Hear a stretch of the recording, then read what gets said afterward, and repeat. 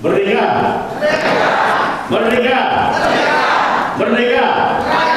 Iya, silakan untuk kembali.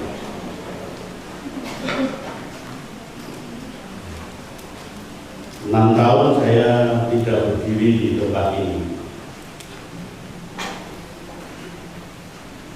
Dan hari ini saya diingatkan kembali bagaimana mimbar ini saya rancang untuk satu tempat di mana firman Allah diberitakan. Dan kita mengucapkan syukur karena hari ini kita terus masih bisa menikmati anugerah karunia pemberian yang daripada Tuhan di dalam hidup kita, yaitu kemerdekaan. Ya. Karena itu di dalam setiap sambutan hari ulang tahun kemerdekaan biasanya juga disertai dengan pekik merdeka. Ya. Sebelum khotbah hari ini saya juga sampaikan pekik merdeka untuk mengingatkan apa?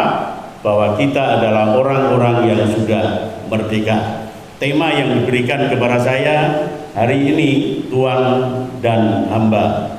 Dan saya tambahkan subtema yang sebentar akan saya sampaikan adalah bagaimana sikap kita semua sebagai warga negara terhadap pemerintah, terhadap yang ada di atas kita. Karena itu adalah bagian yang tidak bisa lepas daripada apa yang disebut dengan kemerdekaan. Dua bagian firman Allah saya akan bacakan bersama-sama dari Galatia pasal 5 ayat yang pertama.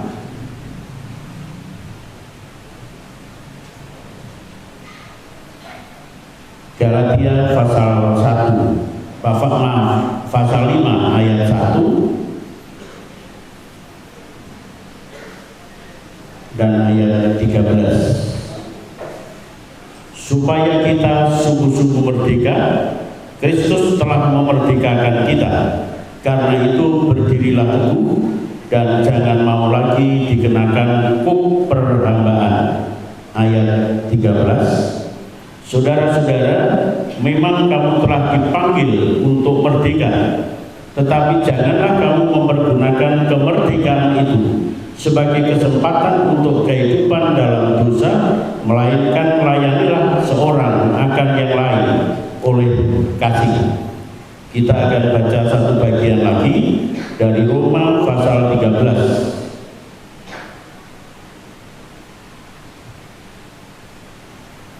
Roma pasal 13 ayat 1 dan ayat 2 saja. Tiap-tiap orang harus takluk kepada pemerintah yang di atasnya, sebab tidak ada pemerintah yang tidak berasal dari Allah, dan pemerintah-pemerintah yang ada ditetapkan oleh Allah. Sebab itu barang siapa melawan pemerintah, ia melawan ketetapan Allah, dan siapa yang melakukannya akan mendatangkan hukuman atas dirinya. Saudara-saudara sekalian yang saya kasih di dalam Tuhan Yesus, kita merdeka sudah 77 tahun ya. Mulai dari 17 Agustus 1945 sampai dengan 17 Agustus 2022.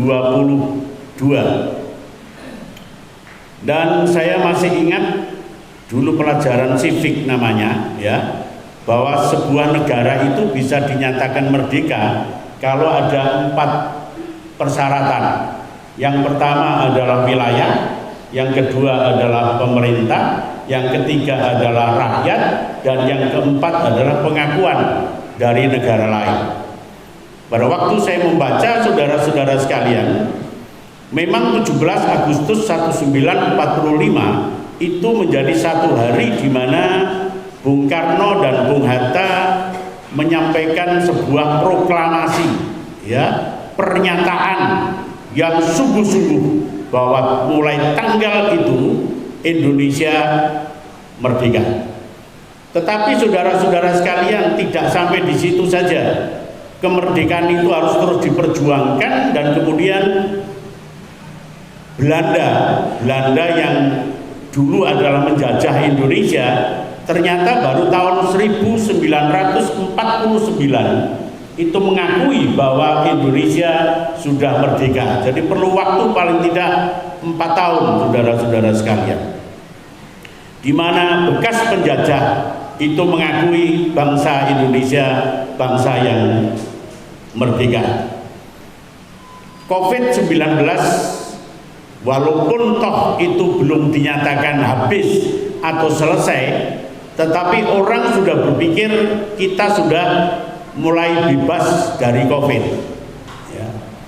Banyak orang bahkan berkata COVID sudah nggak ada.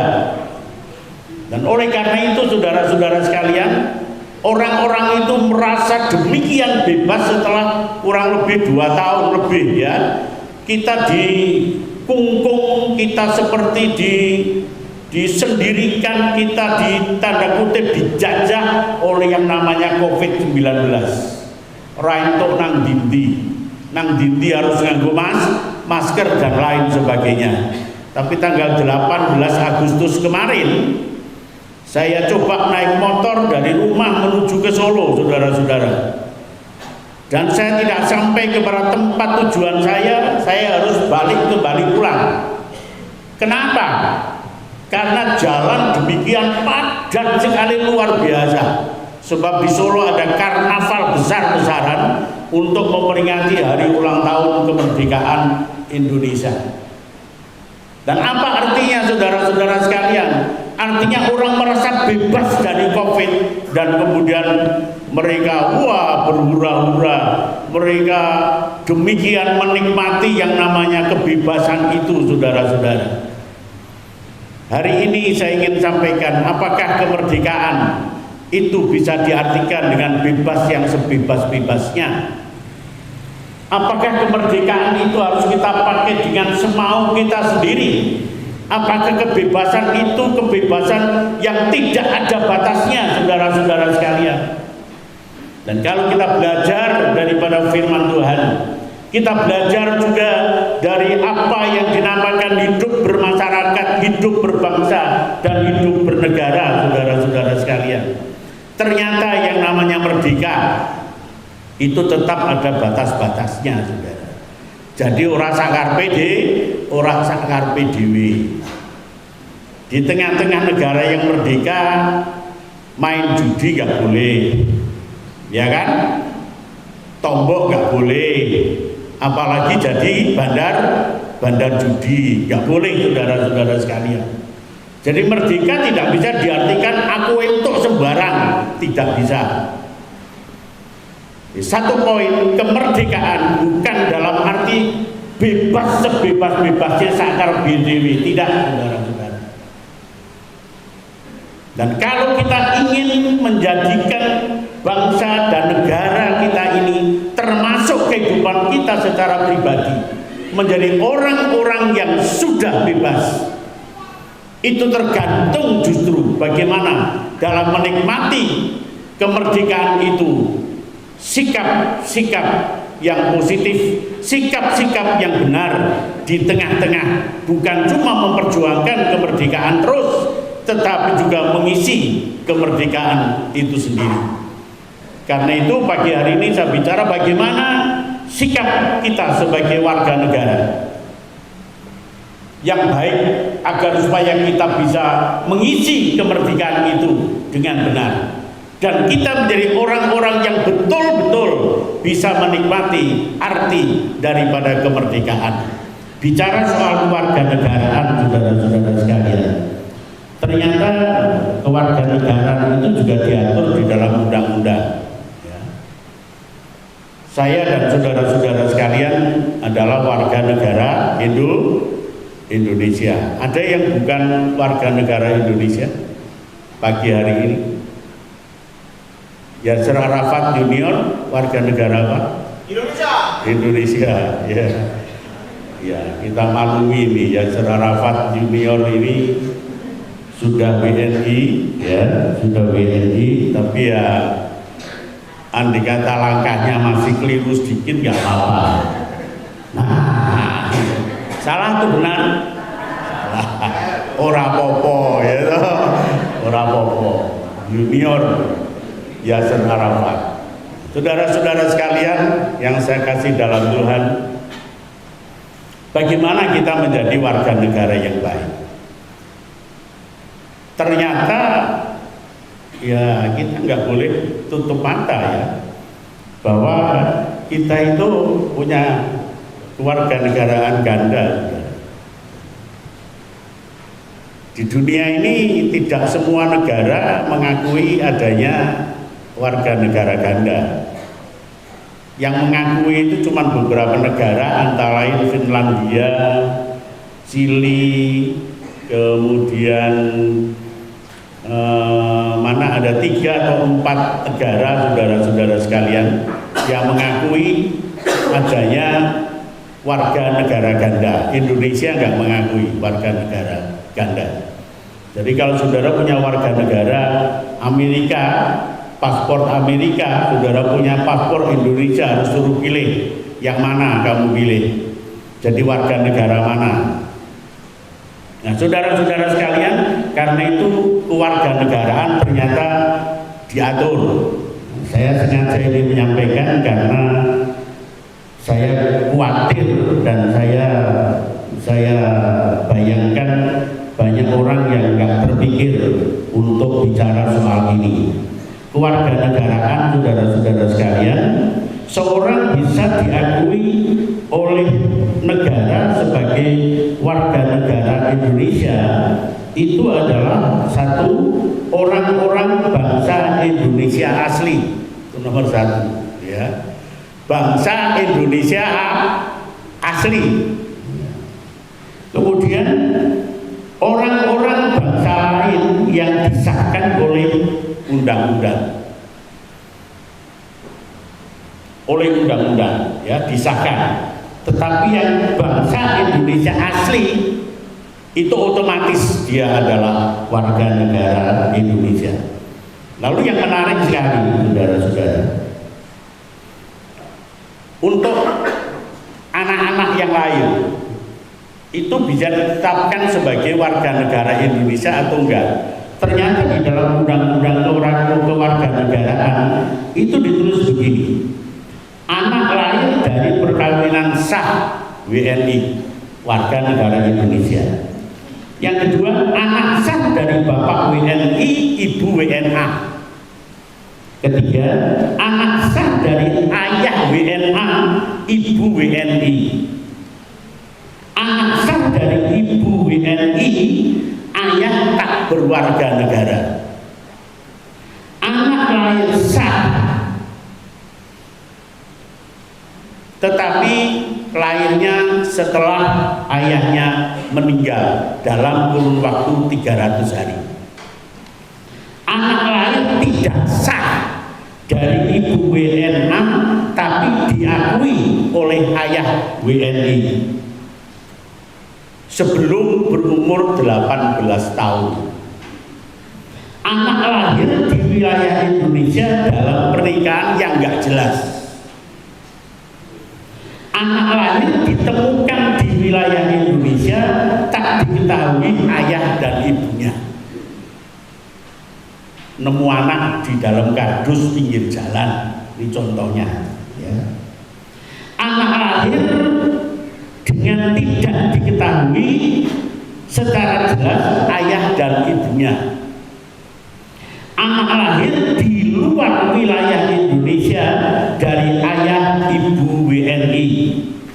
Anak lahir dari ayah ibu yang diterima permohonan WNI-nya tapi telah meninggal sebelum sah jadi WNI kedua orang tuanya. Ini bicara soal kewarganegaraan mulai dari anak. Jadi ternyata ada peraturan-peraturan yang cukup jelimet sampai seperti itu. Sehingga andai kata satu kali waktu saudara menemukan bayi yang dibuang, karena bukannya tidak ada, semakin banyak saudara-saudara bayi dibuang pinggir jalan. Itu warganegaraannya apa? nggak diketahui bapaknya siapa, ibunya siapa, dia warga negara mana? Indonesia. Kalau ditemukan di wilayah Indonesia, pinter. Nah, saudara-saudara sekalian, demikian juga ada hak-hak daripada yang namanya warga negara Indonesia. Nah, hak-haknya apa, saudara-saudara sekalian? Ini kadang-kadang orang juga nggak ngerti. Satu, punya hak untuk menyampaikan pendapat, baik tulisan, baik tulisan. Itu hak warga negara. Warga negara punya hak untuk bersekutu, untuk berkumpul, untuk seperti ini berkumpul bersama-sama. Hak daripada warga negara. Untuk memeluk agama dan kepercayaan serta melaksanakan sesuai dengan iman kepercayaannya. Ini hak daripada warga negara. Hak warga negara yang lain adalah memiliki kesamaan hak di hadapan hukum. Mau Kapolri, mau rakyat biasa di hadapan hukum sama, saudara-saudara sekalian. Ya. Dan hal-hal yang lain seperti membela negara itu juga hak kita, saudara. Hak apa lagi? Mensejahterakan kehidupan keluarga, kehidupan masyarakat, itu juga hak kita dengan cara yang kita bisa lakukan. Jadi kalau kita mau mengisi sebuah kemerdekaan karena bangsa atau negara ini, masa depannya itu bukan di tangan orang lain, itu di tangan kita semua. Masa depan kita. Nah, tinggal bagaimana kita semua dalam mengisi itu, saudara-saudara sekalian. Kalau mengisinya dengan baik, ya akan menjadi negara yang merdeka dan bertambah baik. Tapi kalau yang mengisi orang-orang jahat semua, ya akan menjadi orang-orang yang jahat semua ke depan. Jadi tinggal bagaimana yang menentukan adalah saya dan saudara-saudara sekalian. Itu kelanjutan dari para kemerdekaan yang sudah Tuhan berikan kepada kita sekalian. Dan yang penting lagi, saudara-saudara sekalian, saya ingin sampaikan kepada saudara-saudara bahwa Rasul Paulus mengajarkan kepada kita sekalian sebagai umat yang percaya kepada Tuhan untuk takluk kepada pemerintah. Ini penting. Ini penting. Dan pada waktu saya coba membaca dan melihat latar belakang daripada tulisan Rasul Paulus kepada jemaat di Roma, saudara-saudara, saya berpikir ulang. Wah, ini nggak gampang, saudara-saudara. Karena Rasul Paulus pada waktu itu menyampaikan suratnya kepada jemaat di Roma. Sedangkan jemaat di Roma itu dipimpin oleh seorang kaisar, namanya Kaisar Nero, saudara-saudara sekalian. Seorang kaisar yang terkenal kejam, yang terkenal lalim, dan kaisar yang banyak memberikan peluang-peluang untuk orang-orang Kristen disiksa, dianiaya, dihambat dan lain sebagainya. Rasul Paulus menyampaikan surat itu kepada jemaat yang keadaannya seperti itu. Tapi Paulus berkata, engkau harus takluk kepada pemerintah yang ada di atasmu. Karena pemerintah yang ada di atasmu itu berasal dari Allah. Berat nggak, saudara? Suruh takluk kepada Kaisar Nero yang seperti itu. Wah, kalau kita punya presiden seperti Jokowi umpamanya, ya takluk ya oke-oke saja. Tapi kalau presidennya kayak Nero, saudara-saudara sekalian, Ibadah ora entuk, ibadah ditutup di mana-mana. Suruh takluk kepada pemerintah mungkin kita pikir-pikir secara manusiawi. Tetapi Paulus yang berkata tegas tidak ada alternatif, saudara-saudara. Engkau harus takluk kepada pemerintah yang ada di atas. Dan apa yang melatar belakangi Paulus, saudara-saudara sekalian? Paulus ingin menunjukkan bahwa kekristenan itu berbeda dengan kepercayaan orang-orang Yahudi. Orang-orang Yahudi pada waktu itu adalah orang-orang yang sangat benci dengan Kaisar Nero. Karena orang-orang Yahudi termasuk jajahnya Kaisar Nero. Termasuk jajahnya Roma pada waktu itu, saudara-saudara sekalian.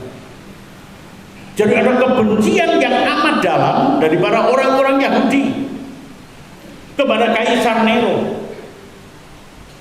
Tetapi Rasul Paulus setelah menerima Kristus menjadi orang yang percaya, dia ingin menunjukkan bahwa hidup kekristenan itu berbeda dengan sebelum menerima Kristus. Orang yang sudah menerima Kristus berbeda dengan orang yang belum menerima Kristus. Jadi nuansa daripada kekristenan ingin dia berikan, ingin dia tunjukkan di tengah-tengah kehidupan berbangsa, bernegara yang seperti itu. Walaupun toh pemerintahnya dikatakan kurang baik sekalipun, tapi orang yang percaya kepada Kristus tetap takut kepada pemerintah. Karena pemerintah adalah hamba Tuhan. Pemerintah adalah utusan daripada Allah. Bagaimana dengan kita sekalian, saudara-saudara sekalian? Ini sebuah perintah daripada Rasul Paulus. Ini perintah yang tertulis di dalam firman Allah. Artinya tidak ada sesuatu yang bisa dikatakan, oh kalau pemerintahnya baik ya saya takluk, tetapi kalau jelek ya nggak takluk. Ternyata Paulus tidak memberikan kesempatan untuk seperti itu, saudara-saudara sekalian. Namun saya ingin katakan, pengertian daripada takluk kepada pemerintah itu bukan sesuatu yang bersifat kepeksa, enggak. Tapi takluk itu artinya adalah rasa hormat dan rasa syukur untuk melakukan sesuatu. Takluk kepada pemerintah artinya rasa syukur karena kita punya pemerintah. Kita hormat kepada pemerintah karena pemerintah adalah pilihan daripada rakyat yang ada. Rasa syukur karena apa? Tuhan masih memberikan kepada kita pemimpin-pemimpin jauh lebih baik daripada rakyat yang tidak punya pemimpin. Lalu bagaimana andai kata ada sesuatu yang bertentangan dengan firman Tuhan? Ini salah satu daripada tugas saya sekarang, saudara-saudara sekalian, sebagai ketua Dewan Pimpinan Daerah Asosiasi Pendeta Indonesia. Salah satu tugasnya adalah suara kenabian. Suara kenabian itu apa? Harus berani menegur, harus berani memberi nasihat andai kata pemerintah keliru, andai kata yang di atas kita itu keliru. Karena pemerintah adalah sama dengan kita, yaitu hamba Tuhan. Jadi sesama hamba Tuhan perlu saling menasihati. Ini sikap yang harus kita terapkan di dalam kehidupan kita semua. Nah, sekarang bagaimana sebagai warga negara yang baik? Ya, warga negara yang baik ya harus ngerti kewajiban-kewajibannya, ya. Dan bukan cuma mengerti kewajibannya, tetapi harus melakukan kewajibannya. Kalau saudara membaca firman Tuhan tadi di dalam di dalam Roma 13, 1 sampai 14, salah satunya adalah yang pernah Tuhan Yesus satu kali waktu dijebak oleh orang-orang Farisi dengan satu pertanyaan. Pertanyaan orang-orang Farisi pada waktu itu adalah persoalan pajak, saudara-saudara. Tuhan Yesus dibayar pajak enggak? Tuhan bilang apa, saudara? Yang bagiannya kaisar ya kasihkan kepada kaisar, yang bagiannya Tuhan berikan kepada Tuhan. Dan ternyata Rasul Paulus mengangkat persoalan itu, yaitu bayar pajak. Itu antara lain kewajiban. Pajak kepada pemerintah kita lakukan dengan baik, tapi bagian kepada Tuhan lakukan dengan baik. Apa kewajiban kita lagi, saudara-saudara sekalian? Oh, sangat banyak sekali akan kewajiban kita semua. Bukan cuma persoalan bayar pajak, bukan. Tapi kewajiban kita adalah kewajiban bagaimana kita ikut bersama-sama memakmurkan bangsa ini. Dengan bekerja keras, itu ikut memakmurkan bangsa ini. Karena kalau kita kerja keras, kita dapat banyak, keluarga kita juga tercukupi. Bagaimana kita bisa memberikan contoh atau keteladanan dengan baik di tengah-tengah hidup bermasyarakat? Itu juga merupakan kewajiban daripada seorang warga negara. Bagaimana kita melakukan, mengeterapkan dengan positif peraturan-peraturan pemerintah yang ada, itu juga kewajiban daripada kita semua. Seorang presiden Amerika Serikat namanya Kennedy, saudara-saudara sekalian, pada waktu dia dilantik, dia pidato. Pidatonya antara lain yang sangat terkenal di dunia adalah, jangan kamu tanya apa yang engkau dapatkan dari negara, tapi bertanyalah apa yang engkau bisa berikan bagi negara. Itu pidato kepada rakyatnya, saudara-saudara sekalian. Saya hargai sekali akan pidato ini. Saya hargai sekali kan kalimat ini, dan itu ingin saya terapkan dalam hidup kita sebagai warga negara. Bukan cuma menuntut, dan menuntut, tetapi saudara-saudara sekalian, apa yang kita sumbangsikan kepada bangsa ini? Apa yang bisa kita berikan kepada bangsa ini? Antara lain apa? Ibadah yang tertib seperti ini. Itu juga sumbangsi kita kepada bangsa dan negara. Apalagi kemudian apa yang kita dapatkan daripada rumah Tuhan kita lakukan dalam hidup kita, itu sumbangsi yang sangat besar di dalam kehidupan kita sebagai warga negara. Warga negara yang baik adalah warga negara yang mau melakukan aturan-aturan undang-undang yang ada yang daripada Tuhan. Nah, sekarang yang kedua, saudara-saudara sekalian, bagaimana kita sebagai warga negara ganda tadi, satu warga negara Indonesia. Nah, satu firman Tuhan katakan kita menjadi warga negara surga. Kita menjadi warga negara surga. Sama, warga negara surga juga perlu proklamasi, saudara. Saudara sudah memproklamirkan diri sebagai warga negara surga? Sudah belum? Kapan? Pada waktu kita menerima Yesus sebagai Tuhan dan Juru Selamat. Kita menyatakan diri sebagai orang yang merdeka. Dan sejak saat itulah kita menjadi warga negara surga.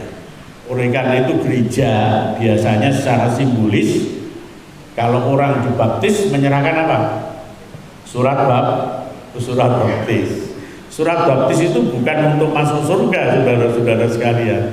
Tapi surat baptis itu melambangkan bahwa sejak saat itu saudara menjadi warga negara gereja sekaligus sebagai warga negara surga. warga negara surga, saudara-saudara. Warga negara surga itu adalah kewargaan kita. Sejak Yesus kita terima sebagai Tuhan dan Juru Selamat. Apa haknya? Kita harus bersyukur, saudara. Sebagai warga negara surga, hak kita sudah jelas. Yang pertama, keselamatan, ya. Keselamatan yang daripada Tuhan. Yang kedua, hidup kekal untuk selama-lamanya. Yang ketiga, rumah saja sudah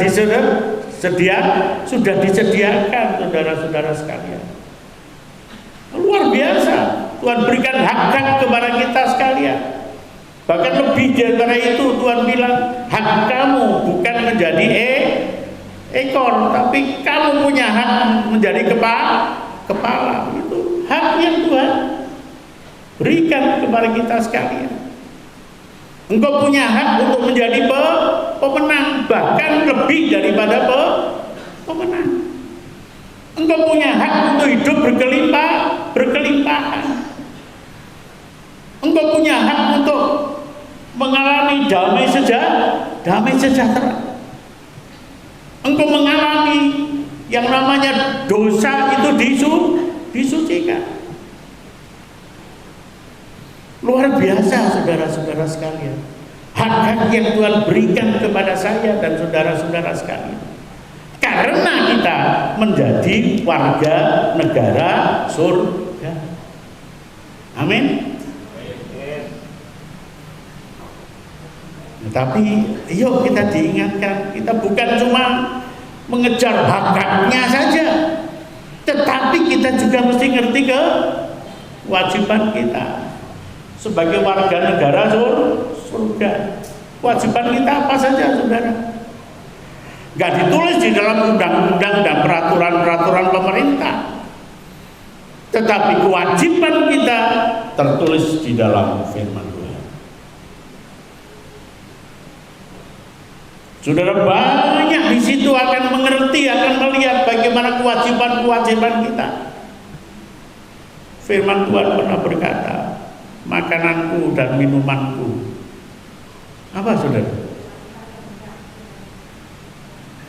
Melakukan pekerjaan Tuhan.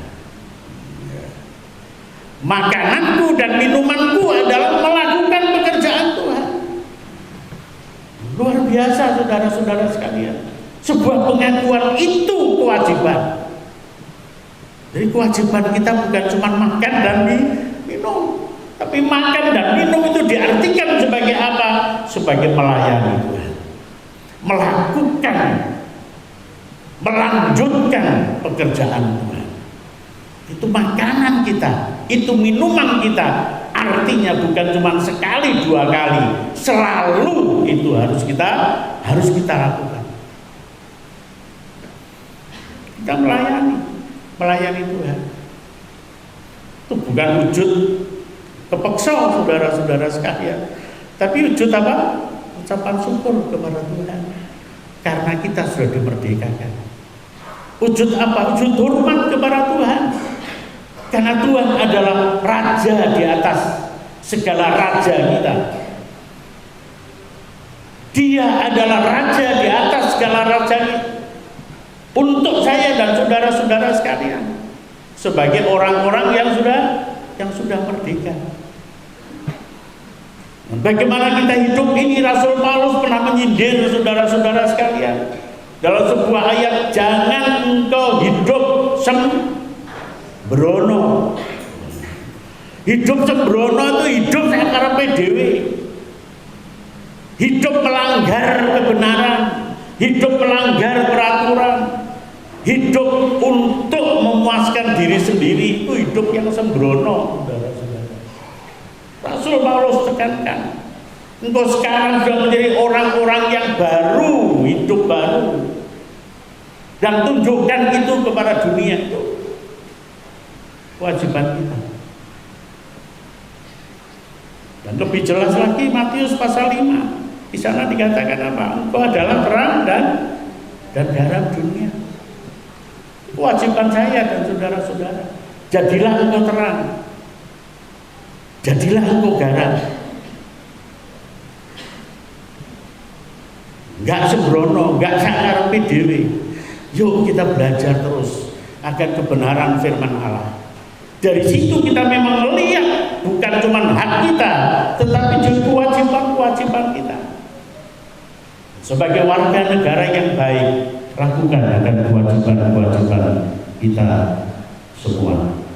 Nah, saudara-saudara sekalian yang kekasih di dalam Tuhan Yesus,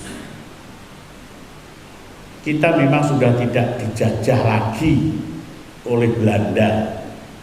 Kita memang sudah tidak dijajah lagi oleh kuasa kegelapan. Kita memang sudah tidak dijajah lagi oleh setan, karena Tuhan sudah membebaskan kita.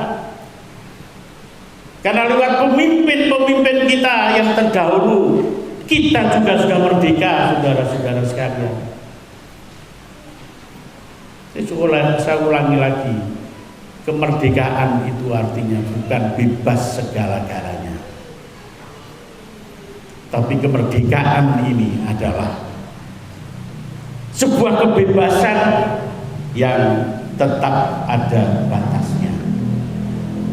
Kalau dulu kita berkata, aku diperbudak, aku dijajah, sekarang aku sudah merdeka, aku sudah tidak dijajah lagi, aku bebas melakukan apa saja. Saudara-saudara sekalian, ingat bahwa hidup kita sampai hari ini pun, kita mau akui atau tidak, masih kadang-kadang dijajah, masih kadang-kadang dijajah. Nah, dijajah oleh apa, saudara-saudara? Kemiskinan itu bisa menjajah kita, kebodohan itu masih bisa menjajah kita, ketidakadilan itu masih bisa menjajah kita. Jadi masih bisa saja hidup ini terasa terjajah, dan itu yang perlu kita perjuangkan. Berjuang di tengah-tengah kemerdekaan.